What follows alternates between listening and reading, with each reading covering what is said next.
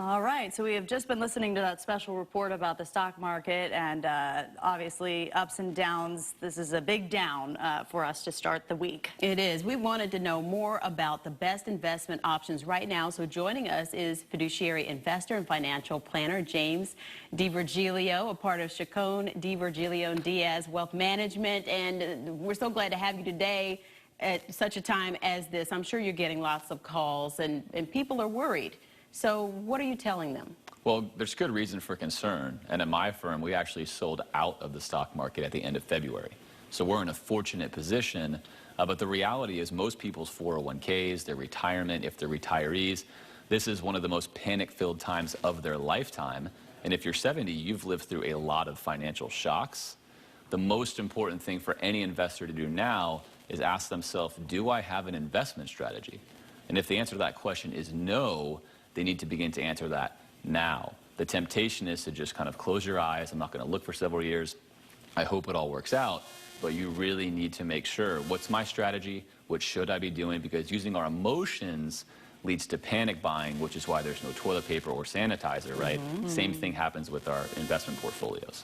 And so when you talk about that strategy, do you mean sitting down with someone like yourself or someone from, a local firm to talk about when is my limit? When do I need to make these big decisions? Because people who are retired are really, like you said, in panic mode. Yeah, absolutely. And whether you're 25 or you're 75, you need to have a fiduciary or someone who has your legal best interest at heart looking over your financial planning and your investment management. You need to optimize those things. You need to have a plan. You need to make sure you have an emergency fund. You need to make sure you're spending the appropriate amount of money. If you're retired now, there's a certain amount you should be taking from your portfolio, and you must be able to take that even during months and years like these. If you panic and you start selling all your investments, then you don't get a return, you may run out of money before the end of your life. These are very serious matters. You need somebody who is a professional to look over what is happening. The sad part is only 1 in 10 financial advisors are fiduciaries.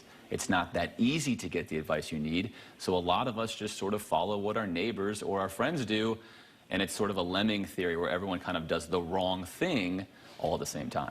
So when you said you sold out of the stock market, where did those investments go? Well, the best thing historically to be in when you're not in the stock market during a bear market or a crash would be short-term or mid-term treasury bonds. Now, an interesting question is raised. We just saw the special report. If interest rates are at 0, what can you really make in a bond? So cash may, in fact, be the best thing to be in today. We're just at a very interesting time, I think, globally and in the U.S. with monetary policy and fiscal policy. We're sort of at the end of our rope. So I think it's more important now than ever to make sure that your investment strategy is, in fact, a strategy.